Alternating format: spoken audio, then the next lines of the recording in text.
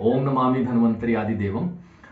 बंधुजनों, आज मैं आपको एक ऐसे औषध द्रव्य के बारे में जानकारी दूंगा जो कि बहुत ही बहुमूल्य है और बड़ी आसानी से आपको कहीं भी आजकल मिलने वाला नहीं है। जिस औषध द्रव्य की मैं बात कर रहा हूं वो चरक संहिता त्रिमर्मीय जो चिकित्सा अध्याय है उसमें मुख, दंत और कंठ जो रोग है उसके चिकित्सा जो उसका जो इंडिकेशंस है उसमें ये वर्णित किया गया है।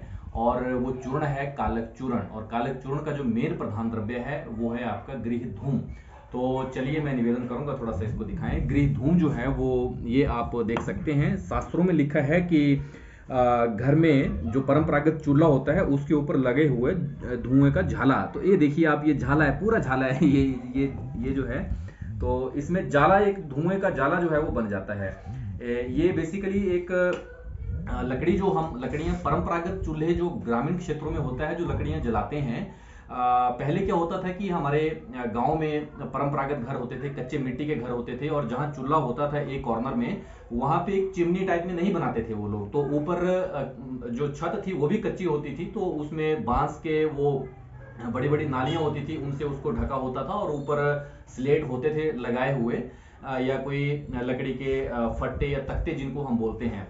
तो वास्तव में होता क्या है कि जैसे नीचे लकड़ी जलाएंगे तो लकड़ी का धुआं जो है वो कार्बन ऊपर उसमें डिपॉजिट होता रहता है। और जब वो 1 वर्ष 2 वर्ष 3 वर्ष, जितना टाइम वो ज्यादा आप उसको साफ सफाई नहीं करेंगे, तो इस तरह का जो धुएं का झाला जो है ये बन जाता है उसमें। अभी जो है हमने इसे संग्रहित कर लिया है, तो ये थोड़ा सा इसमें जो है वो हार्ड फॉर्म में आ गए। अदरवाइज जब आप इसको संग्रहित करेंगे तो ये बहुत ही सॉफ्ट टेक्सचर्स में जो है वो रहता है।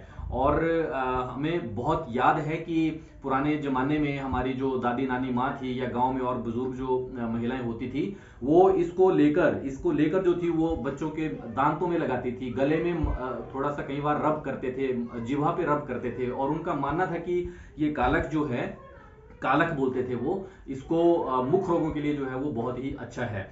तो सबसे इंपॉर्टेंट जो चीज है, एक बड़ा क्वेश्चन है कि ये होता कहाँ है। तो ये चूल्हे के अंदर नहीं होता है, ये चूल्हे, जैसे ये चूल्हा है तो ऊपर दीवार पर जाकर, या ऊपर जो छत है, ये छत पे जाके जो है वो एक कार्बन डिपोजिशन होती है, और वहां पे ये लेयर बनती है। लेयर बाय लेयर जो है ये धुआं डिपोजिट होता रहता है और ये बनता रहता है।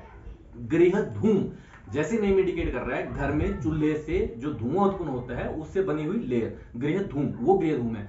अब इसको एकत्रित कैसे करना है, आपने देखना है कि उस चीज को हम एकत्रित कैसे कर सकते हैं। तो हमने जैसे इसे एकत्रित किया है, तो हमारे यहाँ पे एक झाड़ू जो होता है वो एक स्पेशल घास से बना होता है, जो घास भैंस, बकरी या गाय को हम खिलाते हैं, वही घास जो है उसकी एक, हमारे पहाड़ी भाषा में उसे बौंकरी बोलते हैं। तो उसको जो है वो लेकर हम बड़े प्यार से, जैसे वो कई बार झाड़ फूंक करते हैं ना, आपने देखा होगा, उस तरह से वो लेयर बाय लेयर जो है वो बड़े आराम आराम से, प्यार प्यार से उसको ऐसे ऐसे थोड़ा सा रब करेंगे, और वो सारा जो धुएं का जो झाला है या जाला है वो उसमें एकत्रित हो जाता है, और फिर उसको आप तो जो थे वो जो है वो उसमें एक किसी प्लेट में, बर्तन में एकत्रित कर सकते हैं। तो ये इसका बेस्ट वे है एकत्रीकरण का।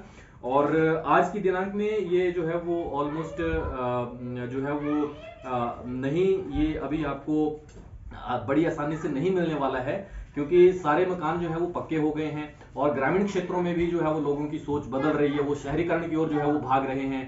तो जैसे जैसे वो लोग जो है वो शहरीकरण की ओर भाग रहे हैं, तो कच्चे मकान जो है वो लोगों ने नहीं रखे हैं, और गैस चूल्हा जो है वो प्रयोग कर रहे हैं। तो ये गृह धूम है। एक बार आप पुनः इसे देखें, ये बिल्कुल जो है वो काले रंग का कार्बन डिपोजिशन ही है ये बेसिकली।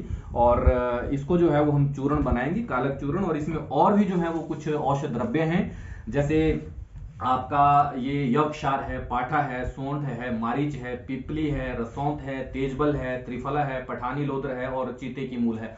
तो ये सारे द्रव्य जो हैं वो हमने एकत्रित कर लिए हैं। अब हम इसको कालक चूर्ण में परिवर्तित करेंगे, बनाएंगे, और रोग शमन के लिए लोगों को देंगे। तो खैर बहरहाल मेरा मुख्य मकसद आपको दिखाने का ये है कि गृह धूम ये है, इसे जो है वो एकत्रित किया है, और ये बहुत ही अच्छा जो है वो औषध द्रव्य है, जो आज की दिनांक में मिलना जो है वो ऑलमोस्ट इट्स नॉट पॉसिबल। तो कहीं बीच ग्रामीण क्षेत्रों में अगर आपके पास कच्चे चूल्हे हैं या कच्चे मकान हैं, वहीं से ही जो है वो इसे एकत्रित किया जा सकता है। तो इसी के साथ विशुद्ध आयुर्वेद के लिए बने रहें आप वैद्य अभिषेक के ठाकुर के साथ। नमस्कार, जय भगवान धन्वंतरी, जय आयुर्वेद।